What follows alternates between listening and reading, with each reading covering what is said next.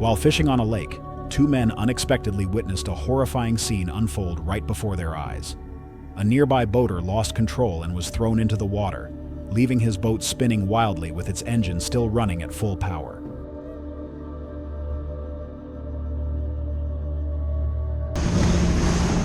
I don't.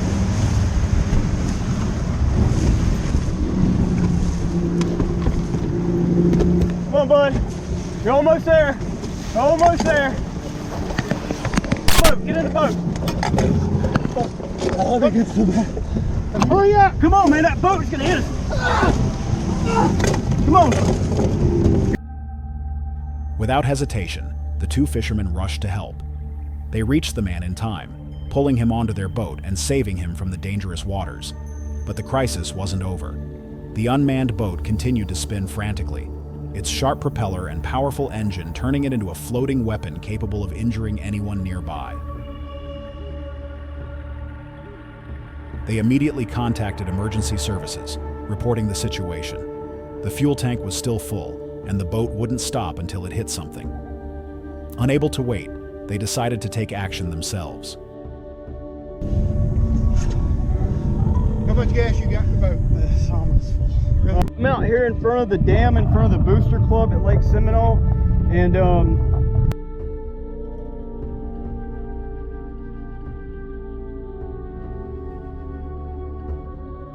he said no. I'm sorry. I'm getting them on the line. Hold on. Is he gonna need EMS, sir? Are you gonna need EMS? He said no. He's okay. He says he's okay. Okay. Hold on just a second. I need to fix more by Stop it, but you guys said you were coming, so. Okay, well, I'm actually in Bainbridge. I'm headed to Seminole State Park. I grab a boat and put on. I can't tell you if I make it time before it hits the dock, but if it does, call me back on this number. I'm on the way. It'll take me. Approaching cautiously, they tried throwing a rope to pull the boat in, but it was spinning too fast, and every attempt failed. Each approach was a risk. After several tense minutes, luck was on their side.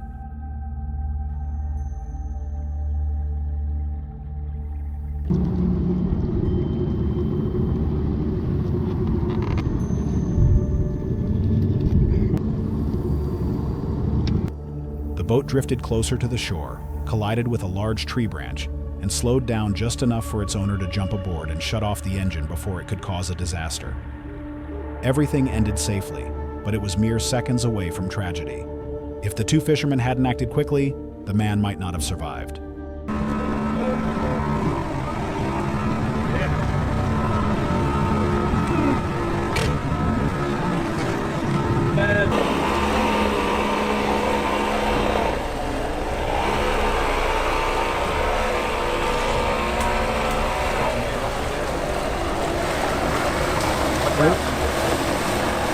There we go! Woo! Yes, sir! Finally! And he saved the boat! That's right. Saved the boat! Skipper of the Year award, sir. The incident serves as a powerful reminder. On the water, a single moment of carelessness can turn joy into disaster. Take my number 2, and if anything happens to you on the way back, and you need us to, if your boat breaks down or something, yeah, but it could lose service. An out-of-control boat can be as dangerous as a storm, and sometimes, human quick thinking and courage are the only things standing between life and death. On July 30th, 2022, Grant, a passionate angler and outdoor adventurer, posted a video about his solo trip to Yellowstone National Park. At first, the trip was filled with peace. Sunlight stretched across the water, fish were active again after the flood season, and the wilderness brought a sense of freedom to his soul. Oh man, guys, gorgeous day. Thanks so much for tuning in. The best we got, guys. There's not a whole lot of cover, so if someone comes down, my word, I'm trying to find, oh, there's one right there. Look at this, here it is. Oh my gosh. Grant spent the day along the riverbank, fishing and soaking in the silence. But as the sun set, a problem arose. All the official campgrounds were fully booked. Unwilling to give up on the trip, he opted for stealth camping. parking his van on a small, remote Sounds dirt pretty road far terrified. from the main highway. With the grizzlies and all that good stuff, guys. Fingers crossed. At first, the scene seemed calm, but as night fell, a sense of unease crept in. Thoughts of bears, the isolation, and the enveloping darkness made it hard for him to relax. Then, around midnight, the silence was broken. The sound of tires rolling slowly over gravel grew closer. Headlights swept across his van. Grant held his breath. In such a remote place, it was hard not to feel anxious. Dude, I'll have to get my wallet, man. Yeah, man, just, actually out of Boise. The vehicle stopped. Someone stepped out. Fortunately, it wasn't a suspicious stranger. It was a park ranger. Grant quickly realized that stealth camping was prohibited in Yellowstone. The ranger checked his information and, with a serious but calm demeanor, instructed him to pack up and leave immediately. There was no heavy fine, no dangerous incident, just a stern warning. But for Grant, that moment was enough to turn a perfect day into a stressful experience. He quietly packed up his gear and drove off into the dark, carrying lingering unease. In the end, Grant was safe, but his video left a clear message. The freedom of stealth camping isn't always worth the risk. In tightly protected wilderness areas, following the rules not only keeps you safe, but also protects the surrounding ecosystem. On August 28, 2025, the YouTube channel TFUE released one of its most daring videos yet, a thrilling adventure in the heart of a Category 5 hurricane in the Caribbean Sea. TFUE, once an icon in the gaming world, has shifted to real-life journeys where the lines between survival, fear, and exhilaration blur into one. This time, he and his crew decided to surf in Hurricane Erin, a challenge most would call insane. Hurricane Erin was recorded with winds exceeding 100 miles per hour, whipping up waves as high as 30 feet, capable of snapping boards, capsizing boats, or claiming lives in an instant. Yet, for TFUE and his team, that danger was the allure, to face nature in its fiercest form. The journey began at Chub Cay, Bahamas. They prepared fuel, checked equipment, and tried to stay calm as local boat captains shook their heads, warning that the sea was becoming dangerously unpredictable. But TFUE was resolute. If there's ever a time to test yourself, he said, it's today. As they left shore, the sea swallowed their boat. Waves crashed against both sides, each impact shaking the vessel violently. The onboard camera captured moments of the boat tilting nearly 45 degrees. 1 second showing only sky, the next only churning gray water. They had to detour over 150 miles, dodging swirling channels, burning through hundreds of gallons of fuel just to reach a remote reef, where the biggest waves were forming. There, the ocean roared like a living beast. Each wave rose like a towering wall of water, crashing down with a sound like thunder. TFU and his team launched their boards, paddling into the chaos, with only seconds to balance before the waves engulfed them. A single mistake, losing direction, getting caught in a whirlpool, or slipping out of a wave's tube, could send them crashing onto the razor-sharp reef below. In the video, viewers see moments both breathtaking and terrifying. TFUE riding the crest of a wave, the tube opening before him like a glowing tunnel, then collapsing in an explosion of water. It all happens in seconds, brief but eternal. When he surfaces, he shouts in exhilaration, as if he'd just dodged nature's blade. But the cost came quickly. One team member hit their head on a board, blood trickling from their nose and forehead, showing signs of a mild concussion. Another, handling an underwater camera, was stung by a lionfish, the venom causing searing pain in a swollen hand, nearly preventing them from paddling. Yet no one stopped. They took turns diving in, riding massive waves, and ignoring injuries and exhaustion. My face look alright? Yeah, you're alright. He's got nosebleed. Let's take a nap, man. Bored to the face so fucking hard. When they finally spotted the distant lights of shore, everyone was too drained to speak. Hands blistered, muscles aching, eyes stinging from salt. But they all knew they'd touched a limit few ever reach. Hurricane Erin proved one thing. In nature's chaos, humans can find beauty, and a stillness within themselves. TFU and his team didn't just conquer the storm, They touch the edge between fear and freedom, survival and exhilaration. On January 15th, 2023, under a full moon lighting a deserted Florida beach, Strick and Fran, the explorers behind the B2B Castaways channel, began an unusual survival night. Their channel is famous for capturing wildlife, long days at sea, hunting, camping, and living off nature. The goal seems simple: find and catch a giant mud crab. But in a tidal area that can swallow entire beaches, even small tasks can turn unpredictable. Tides during the middle of the day, so that's going to allow us to get across here and explore this whole new area we've never been to. It looks like prime mud crab. Rain the night before raised water levels and loosened mud, stranding alligators and turtles.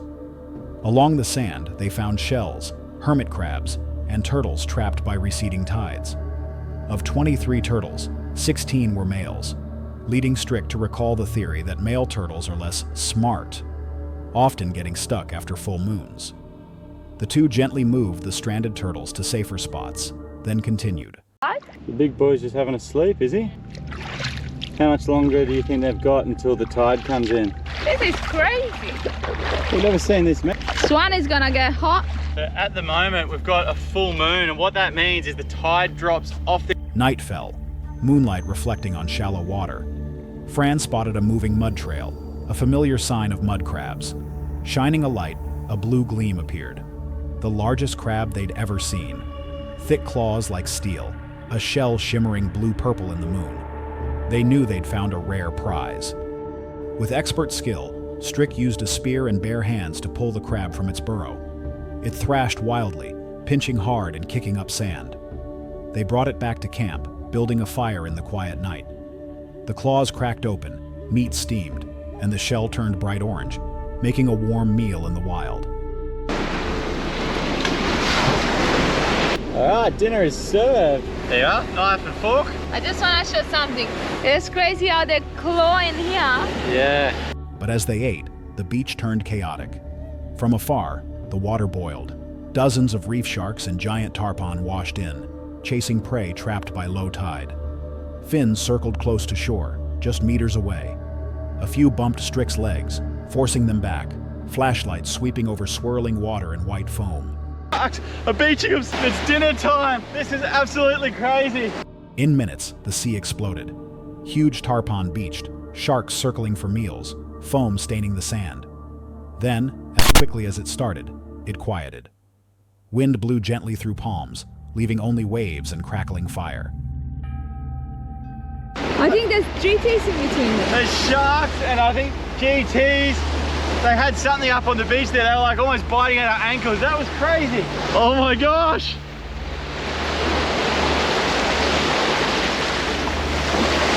Fran sighed and Strick chuckled lightly. We just wanted crab, but the sea had other plans. This is a silver biddy and it's so full. So these guys are spawning here at the moment. The scene sparked discussions for days. Some saw it as a perfect portrait of nature, brutal yet beautiful. Others argued giant mud crabs should be conserved, not cooked, but everyone agreed the moment was unforgettable. That night, with stranded turtles on one side and hungry sharks on the other, Strick and Fran sat by the fire, eating their prize. Between paradise and peril, they realized, the ocean gives nothing without taking something back. What a sunset. Hard to beat this, Fran. This is as good as it gets. Behind us, we've got a full moon rising as well. Just through the palms, over our hut. And as moonlight lit the calm sea, they understood every trip, peaceful or wild, reminds us of nature's power and pride. August 4, 2021, Florida. Quiet neighborhood shattered by cocking metal and rustling leaves. Raj, from the Iguana Man channel, and his team start a routine job, removing invasive green iguanas.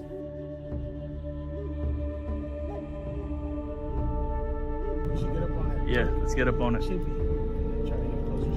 Yeah. You sure you don't want me to take it? Go ahead, dude.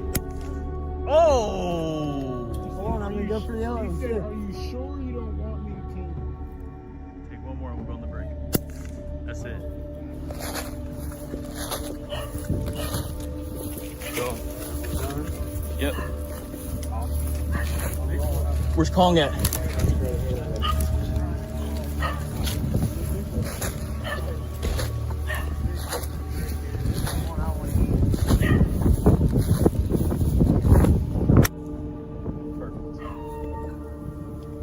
How's it going, guys? We're doing iguana removal. Morning sun harsh. They move through backyards. FX Dreamline rifles loaded with KC slugs. 3 iguanas cling to branches. A dry pop. Soft thud on grass. Every fall marked. As the sun rises, they spot a giant male, nearly 10 pounds, named King Kong. Make 22 caliber, 25 caliber, and 30 caliber slugs. I make standard flat base all the way up to shallow taper hybrid style base. My slugs are handmade one by one. They are not mass produced. I prefer quality over quantity. Dead iguanas tied with nylon, bagged in black, air thick with scorched skin and damp grass. At midday, blue patrol lights cut the street. 2 officers stop, check, leave. Silence returns. By day's end, over 30 were collected, mostly females. A few males mixed in, proof of deepening invasion. I'm not going to say who it is. I know who it is, but I'm not going to say It's fine. Listen, because we have other companies like you guys. A waterfall area there. Yeah. Like I said, once I heard this come out, I figured it was going to be one of the companies. Okay. Here. So you guys are straight. I appreciate it. All right. Thank you, guys. You guys be safe.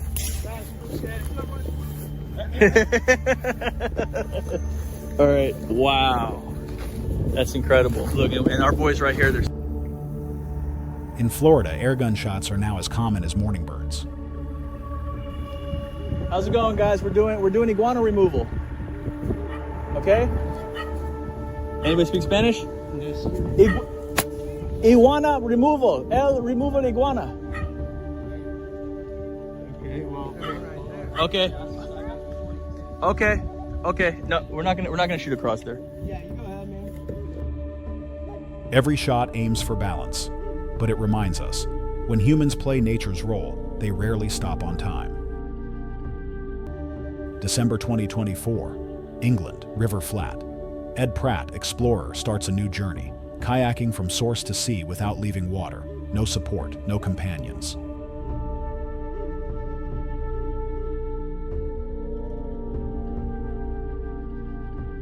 And that means in it, hence why I'm currently wearing a wetsuit. Jump in that and then follow the rest of the river all the way out to sea. That's the plan anyway. It's completely out of my depth. I've got no idea how this is going to go. You've literally, have we just caught you right at the start of Just started, this yeah, project? yeah. How long are you hoping it's going to take? About 2 weeks, I think, but I'm not sure. So you've got all your kit on your back, that's very for light. the first bit, and then in Crickleys, I've got a kayak waiting for me. So I'm going to jump in the kayak and then carry on from there. Fantastic, going through all those locks and things. That's it. Yeah, there's about 45 of them, I think. Yes.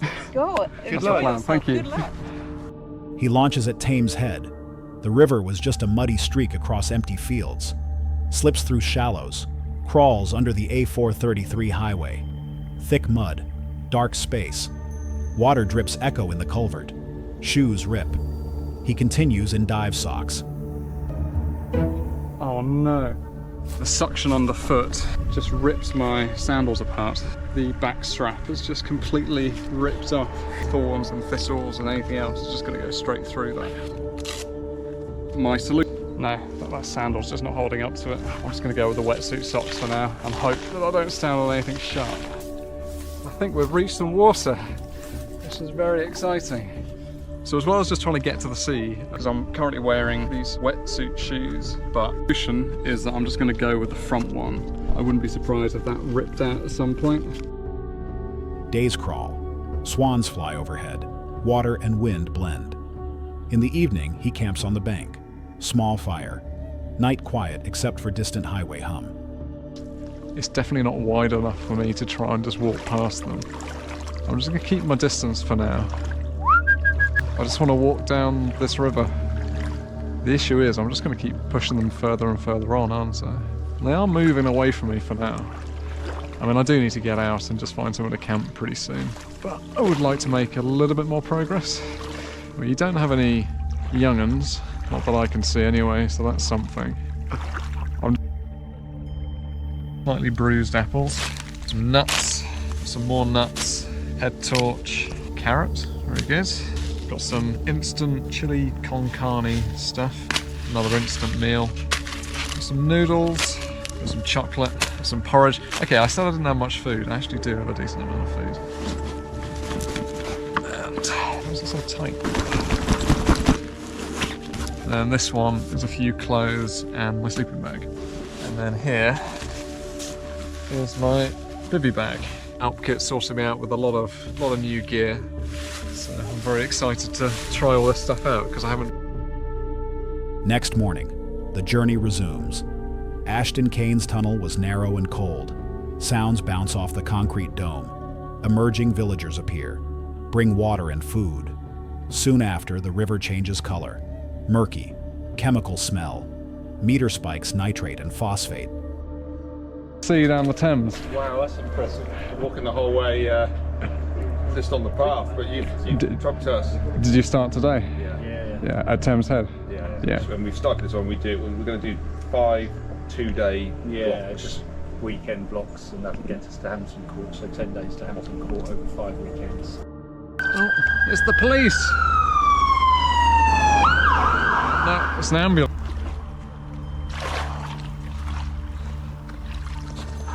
The bed of this part of the river is like clay. I hear running water, which is never a great sign. It means it's falling through something. We're right on the edge of Ashton Keynes now. And I suspect there might be some kind of weir or something that drops down into the village.